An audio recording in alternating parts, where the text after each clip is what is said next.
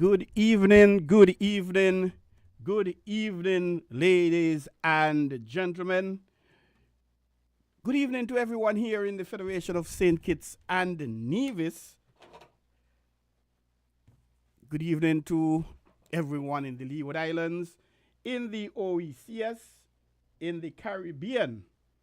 And as we spread our wings, we say good morning, good evening, good afternoon, good night to you wherever you are in your neck of the woods. Welcome to another edition of On the Ball here at WINNFM 98.9. I am Troy Biff Mills, your host, and it's good to be here back in the studios once more. And hey, boy, time flies really fast.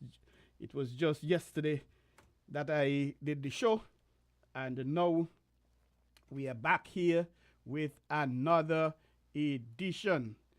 And we thank you for tuning in.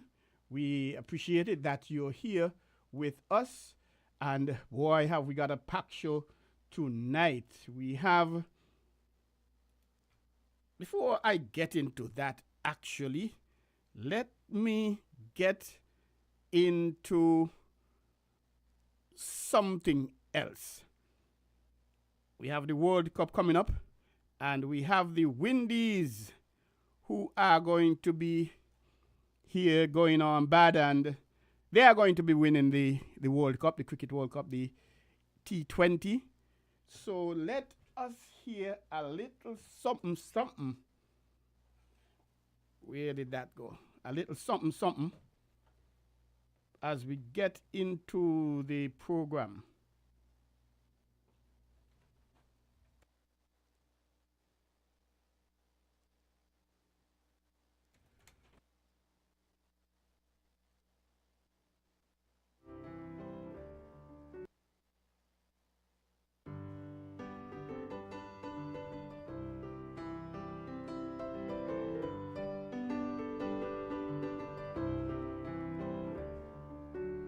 Noble thoughts brought us here to this region, but through it all, we have risen above. Through our flannel nights, flashing their willow and leather, these keepers of the flame must feel our undying love. This Caribbean nation is rising fast, a sunbeam cutting through a clouded past.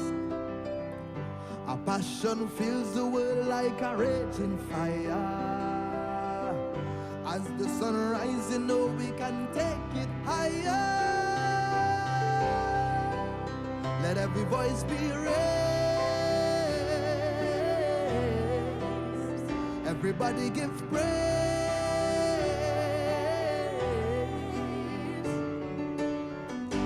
Rally, say rally round the West Indies, no one forever, yeah. Rally,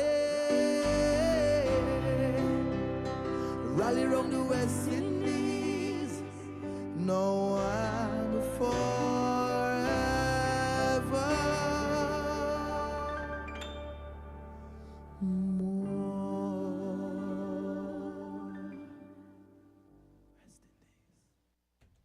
Hey, that was a beautiful track indeed. I love to hear it. Originally done by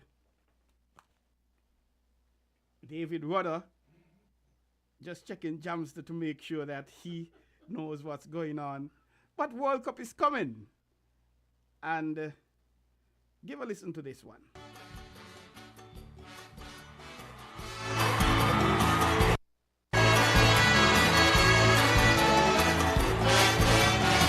Yes, I.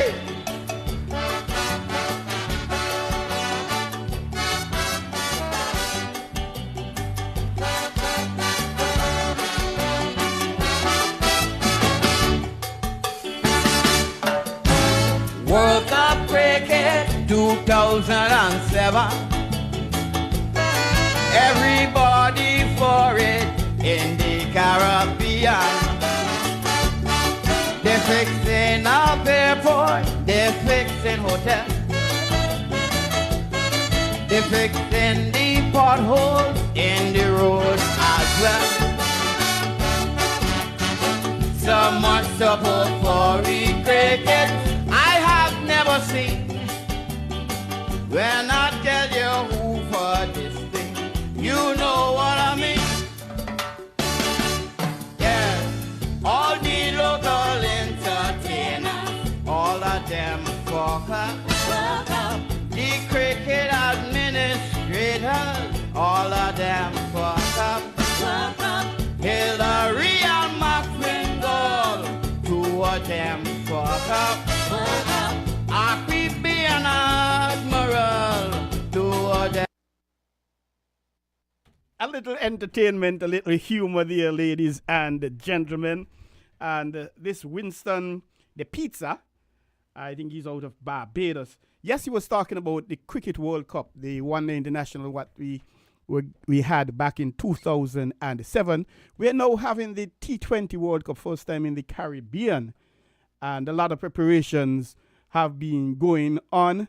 And I know the Prime Minister of Barbados, for example, she's for Cup, that is the World Cup.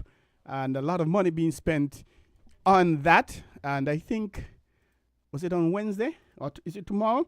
That she's having a meet and greet and persons come down and take pictures. And I like the idea. The thing about it is, hey, the Cricket World Cup was coming, but the Cricket World Cup is here. As we get into the program, we say happy anniversary, happy 22nd anniversary to Win FM 98.9. Started broadcasting in 2002, correct, Mr. Jamster? And I love one of their logos, one of their slogans, looking back at the competition from miles ahead. That reminds me of the race with the tortoise and the rabbit. And the rabbit was so far ahead that he took a nap, but you got to be careful. And we say congratulations to management staff and, of course, my producer, Jamster, and Daddy T, who was producing, but Jamster is the man filling in for these last 3 weeks. Hail up, Daddy T, what you're saying. Hope everything is okay. And, of course, to the board of directors, Richard Berry is the chairman, and his members. And those of you celebrating happy birthday today, we say happy birthday. Those of you celebrating anniversaries, happy anniversary. If you received a promotion, some good news today, something good happened to you, hey, congratulations. And on the flip side of that, those persons who are going through a period of bereavement, we say condolences to you on behalf of WINNFM 98.9 management and staff and myself. And in doing so, I'm remembering the late Lester Blackett out of Nevis, stalwarts when it comes to sports in the federation. A deadly footballer, I heard. And in terms of admin, he was awesome, especially when it comes to track and field in Nevis. Those who are celebrating birthday anniversaries in advance between now and next week, Tuesday, we say happy anniversary in advance. Those who would have celebrated birthdays, anniversaries between last week, Tuesday, and now, we say happy belated anniversary or birthday, as the case may be. And we're encouraging you in the corporate community to come on board and sponsor WINNFM 98.9, the On the Ball show, which happens every Tuesday night from 7 to 9 p.m. here on WINNFM 98.9. We encourage persons to come on board and sponsor the program. That's the only way you could ensure that it will continue every Tuesday, because obviously there are bills that need to be paid and we need your support, we need your assistance. And give us a call here at WINNFM 98.9.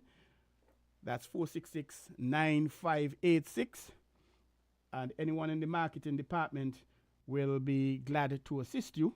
Or you could give me a call, 668-2055. And I will be happy to sit down, discuss with you accordingly. And as we get into the program now, let's start off with some news out of the St. Kitts and Nevis Olympic Committee. There will be an extraordinary general meeting coming up next week, Thursday, God's Spear. Next week, Thursday, is the 6th, right, Jamster? Boy, times fly. Jamster Music Festival is here now.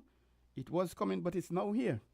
And that meeting is happening at 6 p.m. at the Alfonso Bridges Bridgewater Olympic House. That's up at Taylor's Room, the conference, Taylor's Range, the conference. And there's basically just one item on the agenda: the elections of the president of the SKNOC. That seat being made vacant by the passing of the late Alfonso Bridges Bridgewater. And according to the constitution of the SKNOC, a call was made for nominations, and all the national associations were asked to submit nominations for the president. The closing date was, is it the 23rd, Friday? Friday the 23rd, I think it was. And, well, I'm going to give you a sneak preview just between me and you. Don't tell nobody about this. But there was only one nomination. And that nomination, well, all the associations made that one nomination for president of the SKNOC. And that nomination was the current vice president, Mr. Dennis Freddie Knight. So, as it is, let me be the first to say congratulations to the president-designate. I have to make sure I'm politically correct, Jamster. The president-designate of the, well, no, he can't be designate. They didn't vote for him yet, no, Jamster. Man, Jamster, you ain't correct me, man. You let me fooling the people. How should I put this? President in waiting? Perhaps. But there's one nomination for president, Mr. Dennis Freddie Knight, is it? So come elections next week, Thursday, he's going to be voted in unopposed unanimously by all the national associations. We say congratulations to you, Mr. Knight, and best wishes on behalf of myself, my personal capacity, and on behalf of the St. Kitts and Nevis Table Tennis Association, which I'm privileged to be the president. We say congratulations and best wishes, and we look forward to working with you, continuing to work with you and the SKNOC. Well, what that is going to do, Jamster, it's going to create a vacancy again, for the vice president now, because if the no vice president going up to president, that means just now another notice is going to be coming out for the vice president of the SKNOC. And of course, the St. Kitts and Nevis Table Tennis Association, we don't know who we're looking at. And the chances are, I suspect the person is going to be getting in there unanimously as well, unopposed, not unanimously, unopposed, that is. And what that will do is to create another vacancy down, as some people would call it, the floor members. I like to refer them as the executive members. I don't like this floor member thing at all. Maybe it worked 19 long time, but in this day and age, floor members, nah, that's just my personal view. So the SKNOC is going to be busy with elections over the next few months. And we'll have to wait and see how that goes, Jamster. Now, in terms of table tennis, and we have a lot of things. Table tennis, basketball, we have cricket, we have football, netball, track and field, handball, even no ball at all. And all of this is happening where, Jamster? On the ball. So there's a lot of balls we're talking about. Big balls, small balls, and talking about small balls. We are having small balls tonight. We're going to have Mr. Zeke Percival, president of the Royal St. Kitts Golf Club. He comes in at about 8:25 or thereabout, taking it up to 8:55.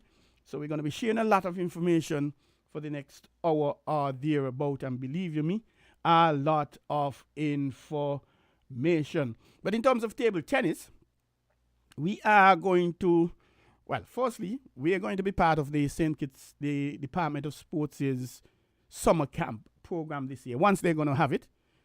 And last year we came on board, it didn't go down the way we thought we expected, but this year it's going to be bigger and better. The entire camp, I understand last year was very successful, and it's expected to be even more successful. We're going to be having the director of sports. He was actually to be in the last few weeks, but he's going to be in shortly to tell us about that.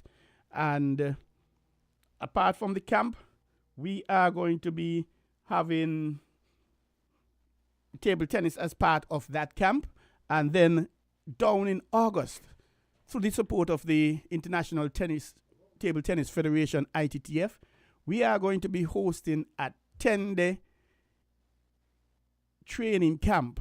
The first 5 days will be for level 1 umpires, and the second 5 days will be for a camp for the youth.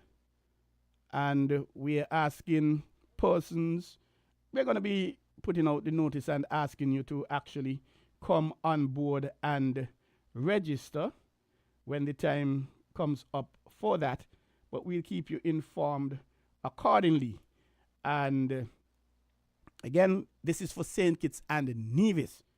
You're interested in being certified as a level 1 table tennis coach, you will have to come and you'll have to attend all 10 days of the training, actually, the 5 days coaching training, and then you will have to coach the children, be supervised or be assessed in your coaching by the expert Miss Alina Edwards out of Trinidad. She will be the one who will be here conducting the training.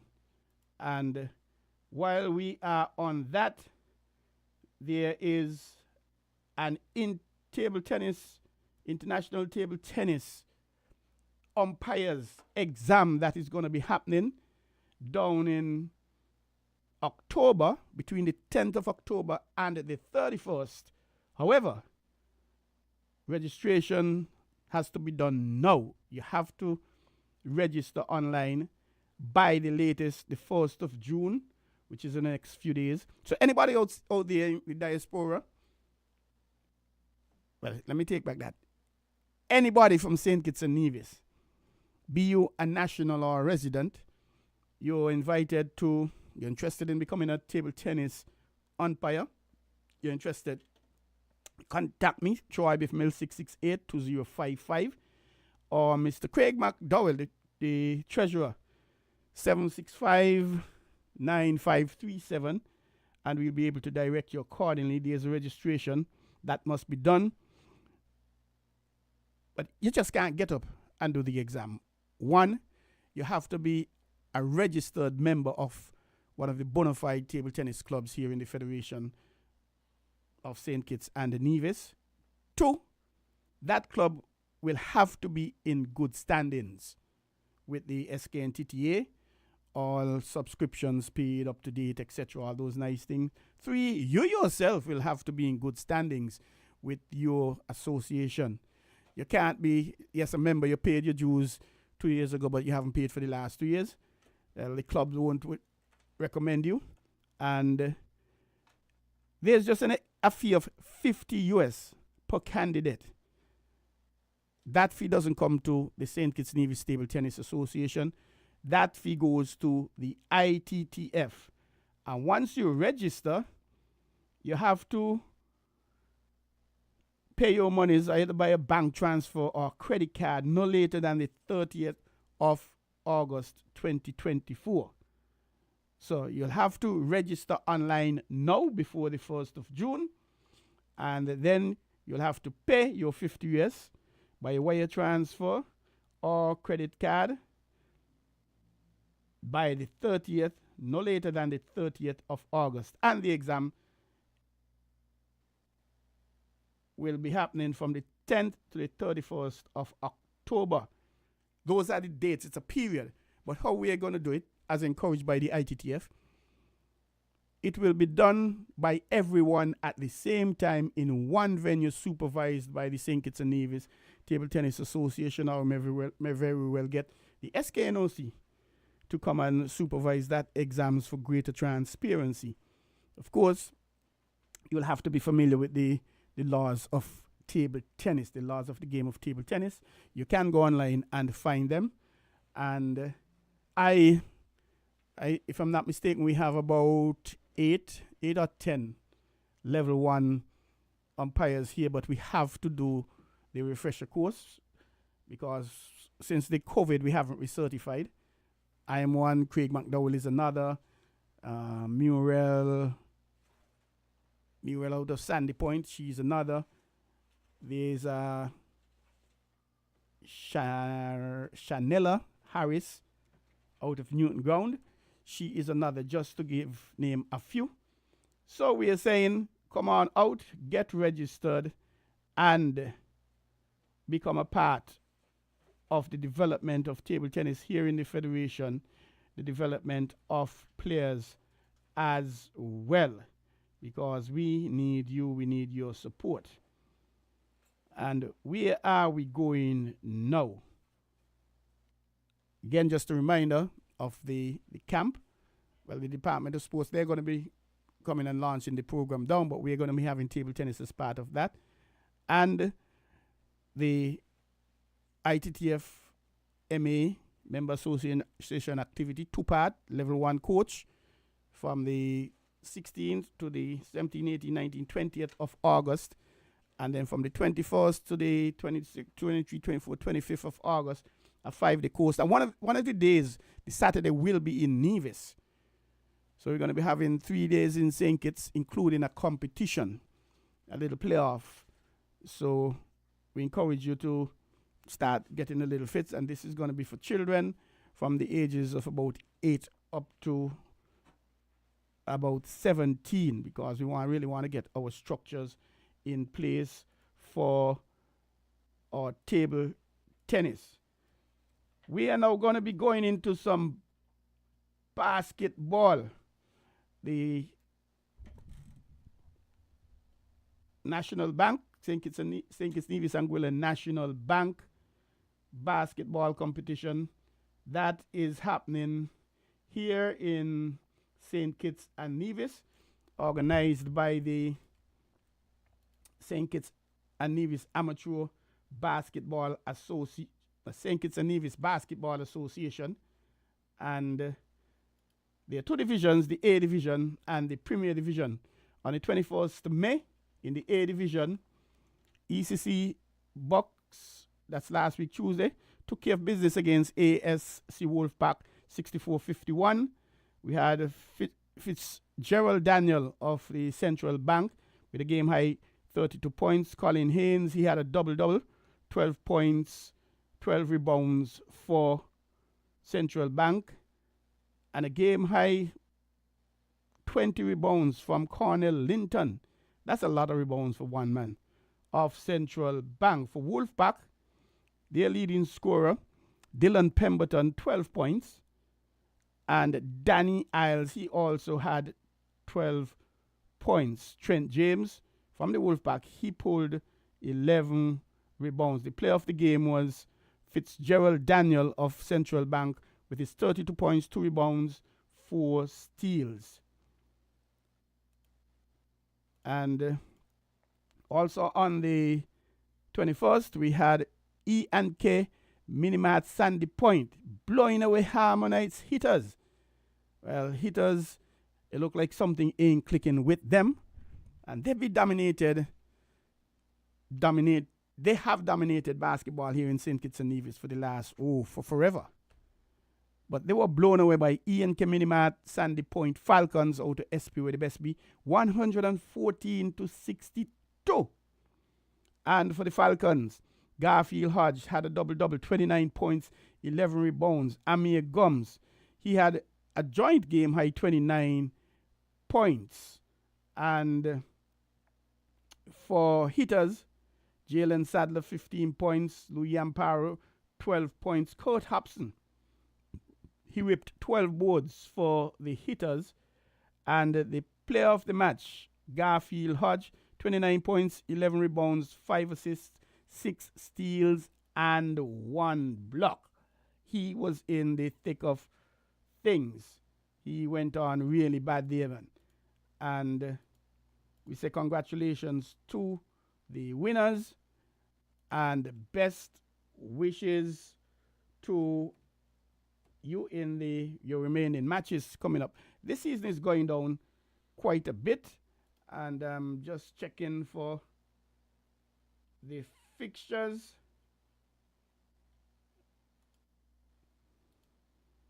And that's the National Bank, St. Kitts and Nevis, Anguilla National Bank 2024 League. We are now in May, and we are into round 2. On Tuesday, well, today, at 6:30, Old Road Ballhawks, they are taking on the Fire and Rescue No Limit, and all games are played at Basketball City. Another A Division, ENK Minimart Sandy Point Falcons will be coming up against ASC Jayhawks on Thursday at 6:30 p.m. in a Premier Division. ASC Wolfpack will lock horns with Youth and Sports Eagles out of Nevis. And at 8 p.m., Farm K Birdwalk Uprisers and Keon Lions will be tangling. On the 1st of June, that's Saturday, 8 p.m., 7 p.m., Basketball City A game, Wolfpack ASC, Achiever Sports Club Wolfpack A, will be coming up against Harmonized Hitters Ballers. And at 6:30, actually on Sunday, the second at 6:30 p.m., an A Division ECCB Central Bank Box coming up against Fire and Rescue No Limit. And at 8 p.m., we're going to have a Premier Division game, Rams Hitters versus Sol Sandy Point Falcons. Boy, time flies, boy. Boy, Jam saying, realize what happened here? We are into the semi-finals. Tuesday the 4th, next week's Tuesday, God's Spear. A Division, 6:30 p.m. The number 1 seed will be coming up against the number 4 seed. The number 2 seed will be coming up against the number 3 seed. And we'll have to wait until these few games are played out. On Thursday 5th, the Premier Division semi-finals, number 1 seed versus 4, number 2 versus 3. The finals are scheduled for the Sunday the 16th and Thursday the 20th. Game 3, Saturday the 22nd. Game 4 if necessary, because they're playing the best of 5. So it could be 3 straight. It could be 2-1, 2-2, 3-2. So Tuesday 2nd, July, that is, in the A Division, Game 4 if necessary. And Thursday 4th, the Premier Division, Game 4 if necessary. And if a Game 5 is necessary, Saturday 6th, 7 p.m. for the game for the A Division, and Sunday 7th for the Premier Division. Well, I don't know who team's going to make these playoffs, but I could tell you 2 things. 1, the teams will want to finish these things with 3 straight. They don't want to come to, 3-1 and 3-2 and things like that. And 2, the association would like them to go to all 5, go down to the wire, 3-2, because they want to make some money at the bar and some money at the game. And I can't blame them. And I'll tell you this, from experiences, especially with football, the deeper you go into the playoffs, the bigger the crowds get. The bigger the crowds get, and it's going to be awesome. Let us jump across, leave basketball, jump across to football, and let's take a look at the National Bank Premier League. Let's look at some matches in the Premier Division. Friday 24th match, Hot Springs Bath United. Well, boy, they lost the record. They've never lost a match in Nevis at the Nevis Athletic Stadium. They either win or draw. But Sol Island Otto Connery went up there with different ideas. 0-0 halftime. Javon Matthew, he put a ball in the old onion bag in the 57th minute, And that was the end of that. 1-0, Seoul Island, Otto Connery going up there and turning things upside down, inside out, downside up, whatever you want to call it. And Sylvester Keynes of Bath United, he was sent for an early shower in the 82nd minute via the red card route. The second game was played at Warner Park. Montreal Farm, Clean Right United, Old Road Jets came up against Azul Keon Rockets. And remember, Keon Rockets, they now have a new sponsor, Azul, so they are Azul Keon Rockets. It was 0-0 all over. 0-0 halftime, 0-0 at the end of the match.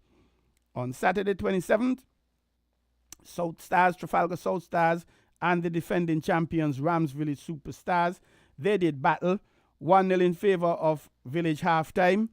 They added 2 more, ending the game 3-0. Compliments Dajal Kelly on the stroke of halftime in the 55th minute. And Kimari Rogers, he had a brace, a penalty in the 56th minute, and he netted in the 63rd. 3-0, Rams Village Superstars wrapping up things. In the second game, Development Bank St. Peter's versus SL Horsford St. Paul's United. Why, you going to believe this? SL Horsford St. Paul's United went down 2-0 to Development Bank St. Peter's. Compliments after 0-0 halftime, Deanne Stevens in the 65th minute and Tikwan Tyrell putting things beyond doubt in the 89th minute. Why, SL Horsford St. Paul's, they made the finals last year. They are on a roll. They've lost something like 4 out of the last 5 matches, 1 drawn. So they got to get things together. On Sunday 26th, Honda Newtown United versus Skellig, the struggling Skellig Garden Hotspurs. And their struggles continue. 1-0 in favor of Newtown halftime. Compliments Johannes Mitchum in the 39th minute. 2-1 the final score. Devon Mills made it 2-0 in the 72nd minute for Honda Newtown United. But Morangiat Ajari, he pulled one back in the 85th minute. A consolation goal for Spurs. And they went down 2-0. Shaquille Adams of Spurs, he got a card in 90 plus 6 minutes. Come on, give me a break here, man. 90 plus 6 minute Jamster, that's when the referee ready to pull him out, whistle to him out, and you're going to do something stupid to take a whistle out him out and he ain't go to his pocket. Come on, what are players doing? Come on, no, man. 90 plus 6 minute?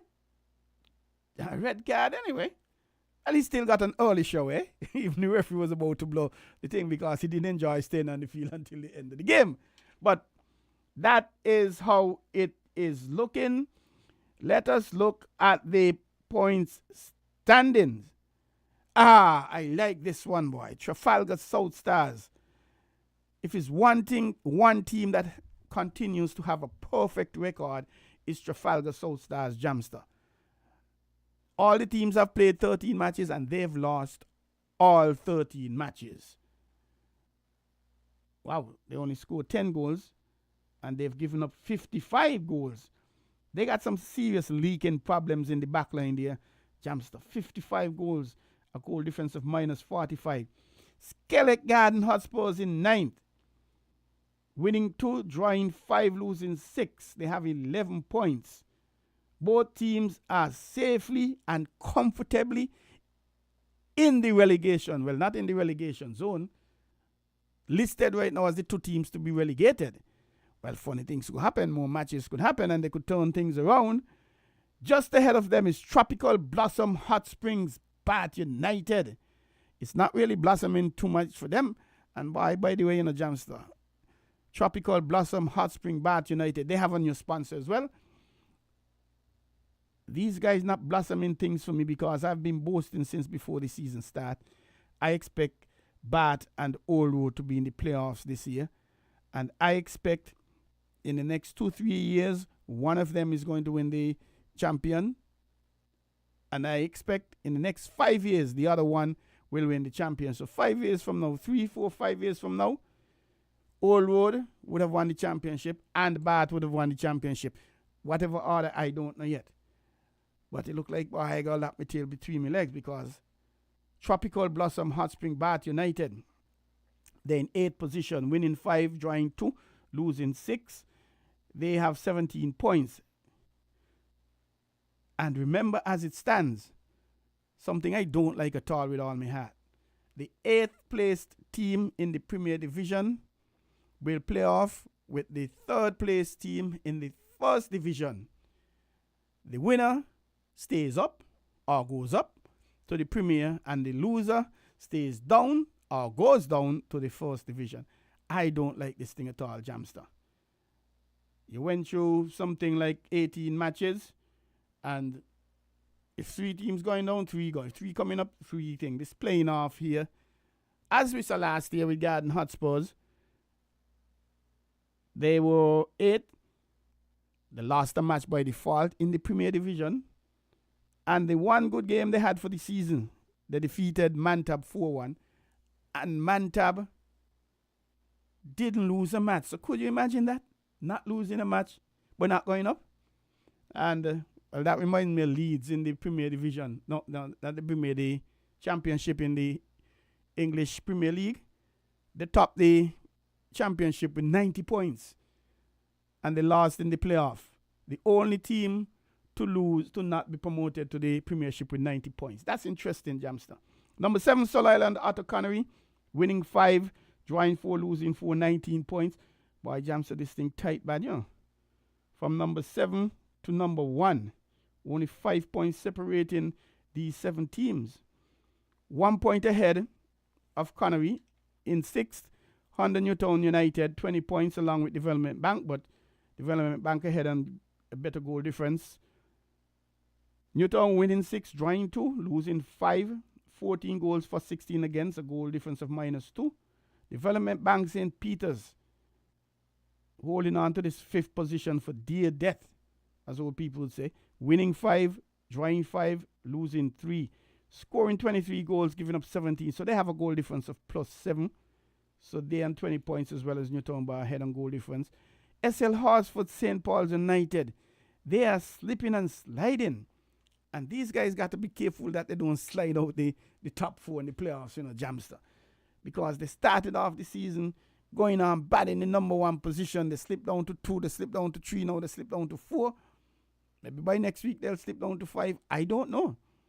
But one thing I could tell you, these St. Paul's people extremely resilient. They got your bad patch, but they come back with fire in their eyes. In 4th place, SL Horsford St. Paul's United, winning 6, drawing 3, losing 4, 21 points. Just 1 point above 5 and 6. They have a goal difference of 9, scoring 22 and giving up 13. Rams Village Superstars, the defending champions, holding strain in the top 4. They are 22 points, same as Old Road. However, they have an inferior goal difference to Old Road. Rams Village Superstars winning 6, drawing 4, losing 3. They've scored 25, given up 14, so their goal difference is 11. Whereas Montreal Farm, Clean Right United, Old Road Jets, they've won 5, drawn 7, lost only 1. However, they've scored 29. They've allowed 9 in, so they have a goal difference of 17, 22 points. And 2 points in the lead. Azul Keon Rockets, winning 6, drawing 6, losing 1. They've scored 19 times. They've given up 12. They have a goal difference of 7. So that is how the points are looking. Hold on. Not so fast. Biff, where you running going by? Biff, in terms of goals. Whoa. In the US, we hear about 7-up. Well, this is a 7-up affair here. The leading goal scorers all have 7 goals. Now, hold on. Something in right here. I'm seeing on the one hand, Kimari Rogers with 9. However, he's lifted overall with 7. I have to confirm that. We're going to go with what it says, top goal scorers. all of them having 7. Kelanji Clark, SL Horsford, St. Paul's United. Keith Y. Freeman, his teammate. Kimari Rogers, Rams Village Superstars. Nickwan Brown, MFCR United Olo Jets. And Javon Matthews, Sol Island Otto Connery, all having 7. Like I said, I'm seeing 7 one way and 9 another. So I'll have for Kimari. So I'll have to confirm that at some point. And let us look at the upcoming matches in the Premier.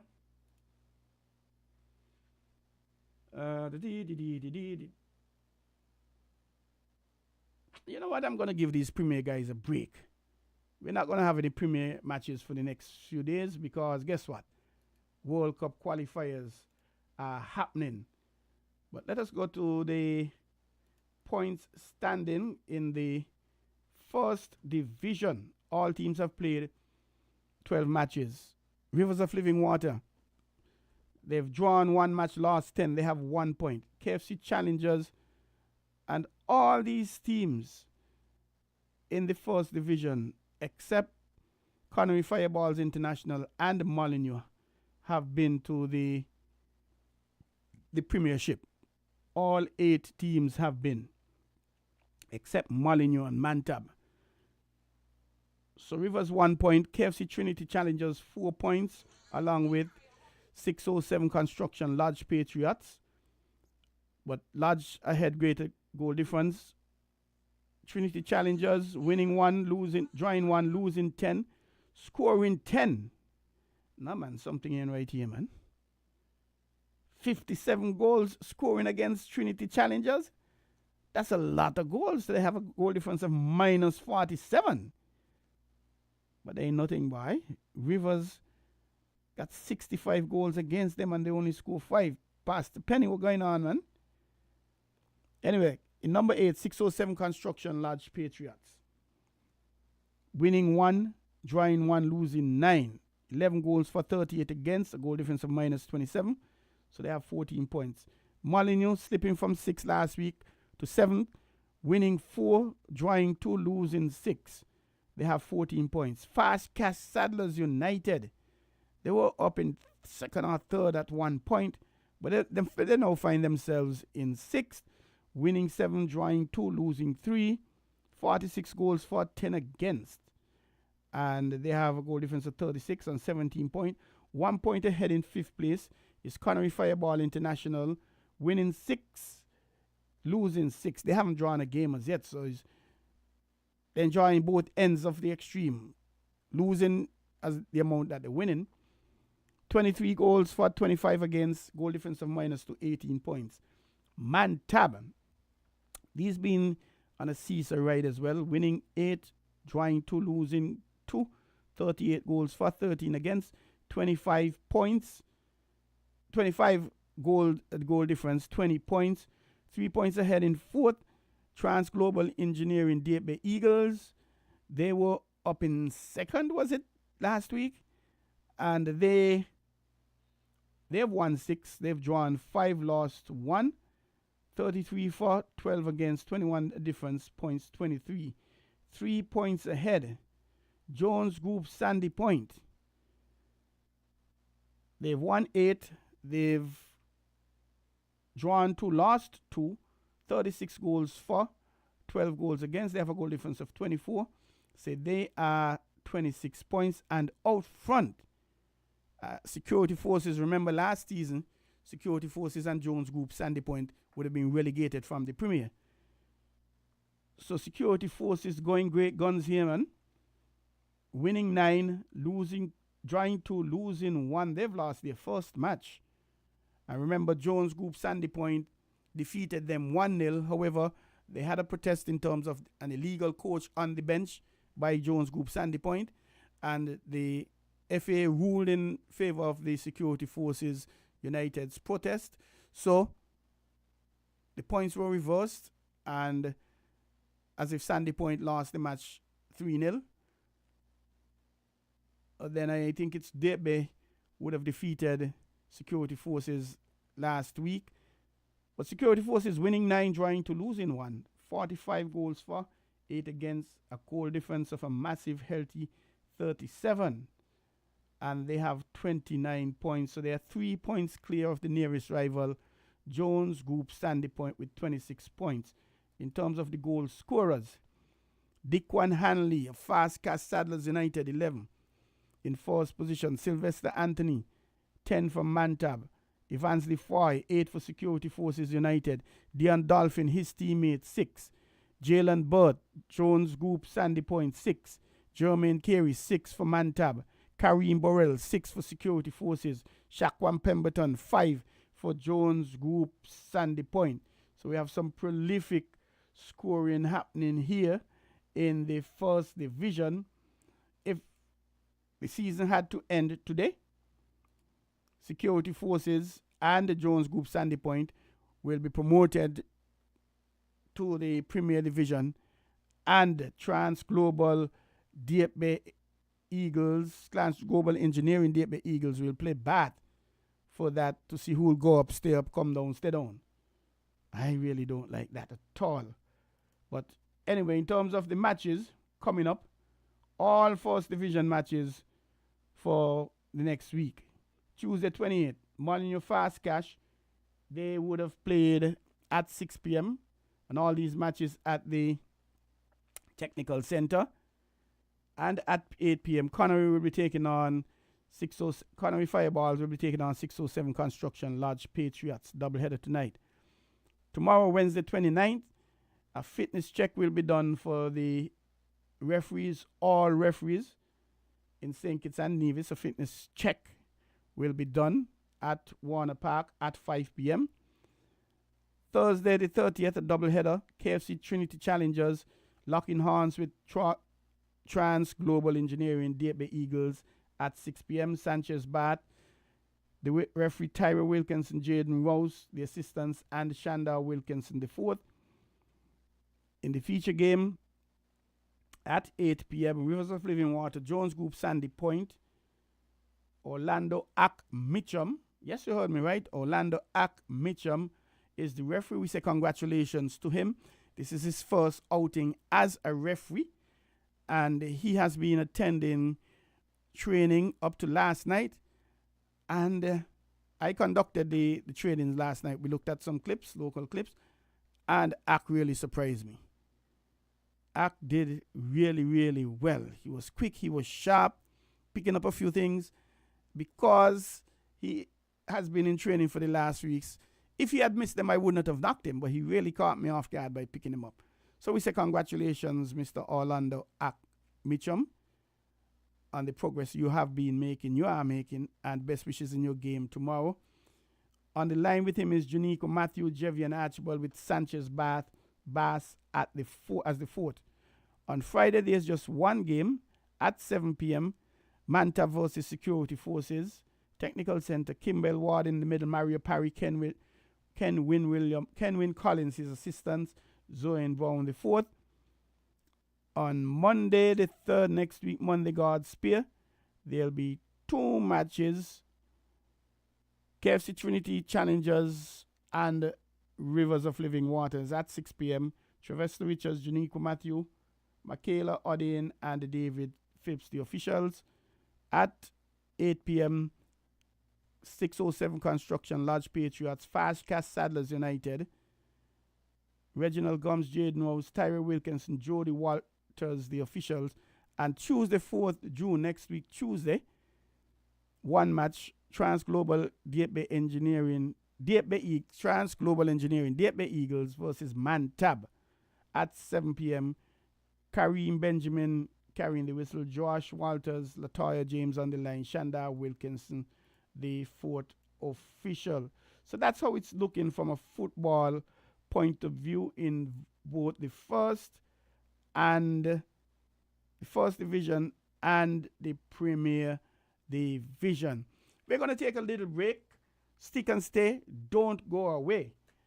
And we'll return with more on the ball here at Win FM 98.9. And we say thank you for joining us, but we'll be back in a minute.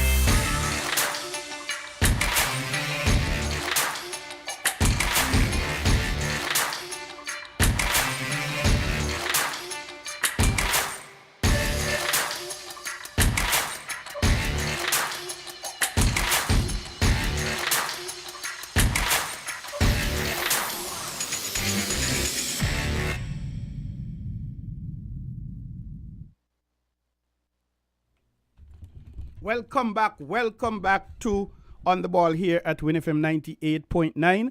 I am Troy Biff Mills, your host, and it is indeed my pleasure to be with you yet another Tuesday. And I say thank you very much for joining us. A big out to Eustace Hendrickson up there in Texas. Is it Houston, Texas?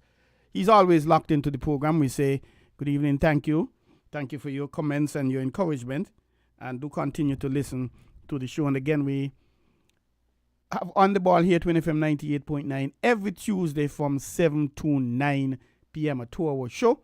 And we're going to be having Zeke Percival, president of the Royal St. Kitts Golf Club, in about 8:25. And we have some more information to share with you. We are going to try and get through. We're going into cricket now. And we have quite a bit. Leeward Islands cricket, West Indies on the 19. Some series that happen in netball coming up after track and field. Department of Sports, school netball, handball. Oh, what on sports, you can't complain.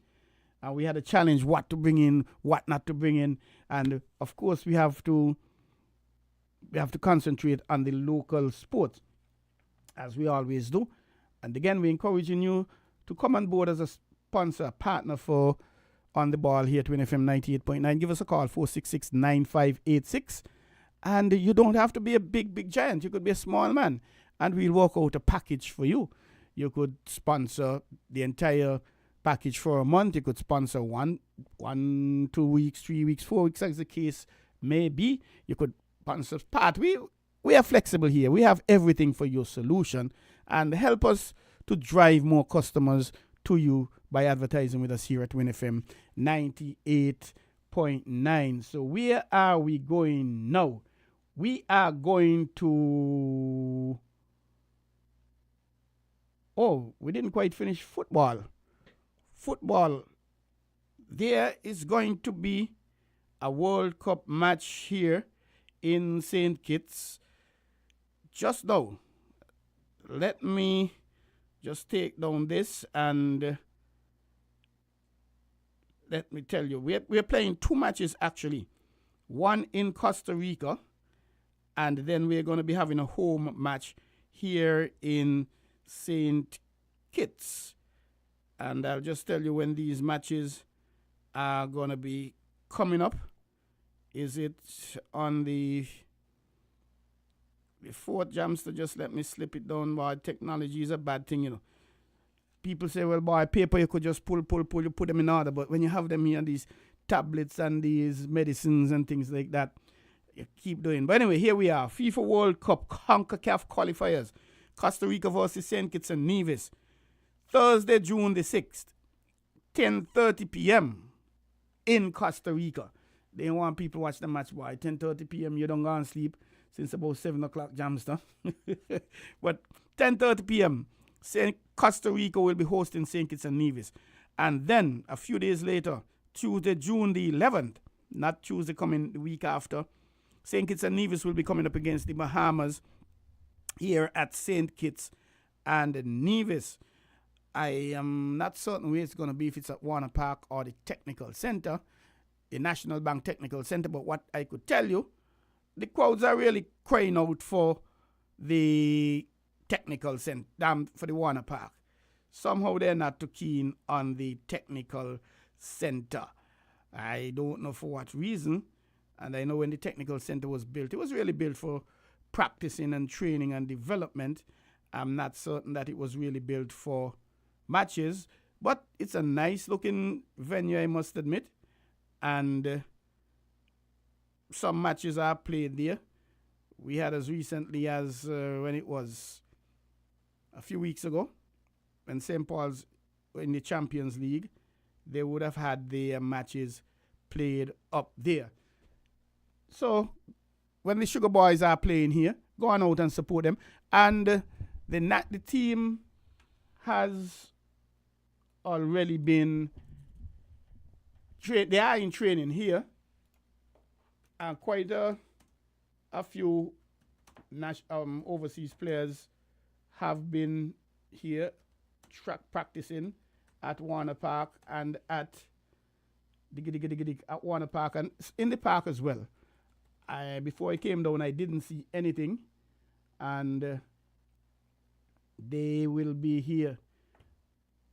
So it's gonna be interesting. Of course, some key players from the team left out, and well, we always hear about that. But we're gonna see how that works out. But we're going to cricket now, and let us start off with Leeward Islands Cricket Board. Jamster, some excitement start happening, and politics is really politics in a Jamster, even no matter where you're going. Carlisle Powell out of Nevis, he has indicated that he's currently the vice president of the Leeward Islands Cricket Board, and he is going to be contesting the presidency, the elections, come early next month. And he already had started his campaign, and he said he's building on past successes. And just to indicate what he has involved in his achievement, he was the Leeward Islands Cricket Board, LICB president from 2000 to 2005, CPL operations manager in 2013, Cricket West Indies director from 2000 to 2005, negotiated Nagico sponsorship with LICB 50 over tournaments. That was a few years back. Led LICB membership expansion to include BVI, USVI, and St. Martin. I think that was a biggie, because in the past we just had St. Kitts, we had Nevis, we had Anguilla competing as separate teams, and then we had Montserrat and we had Antigua. And then the Combined Virgin Islands, I think they started off as Combined Virgin Islands. They played that way for a few years, and then they separated. You had the BVI and the USVI, and then St. Martin joined the crew somewhere along the line, and so it was tremendously expanded. And then 40 plus years of cricket admin experience and leadership, hosted annual LI cricket tournaments, and he's the president of the Nevis Cricket Association. And a lot of us here in St. Kitts and Nevis envy them, grudge them, jealous them, not in a bad way, of what is happening, because these guys playing endless cricket in St. Kitts. They're playing 40 over, 35 over, T10, T20. It's like they don't have time to play any other thing. They're just playing a lot of cricket in Nevis. Unlike here in St. Kitts, the new administration was voted in last year, April, so they're in position a year and a month now. And they've had just one T20 tournament that lasted about 8 or 9 days, with 6 teams playing 5 days and then semi-finals, finals. And, well, perhaps we need to get you come down here, Carlisle, and be in charge of our cricket down here. But hey, it's not going to be easy for him, because guess what? Some accusations have been leveled at him by the incumbent, the president of the Leeward Islands Cricket Board out of Antigua.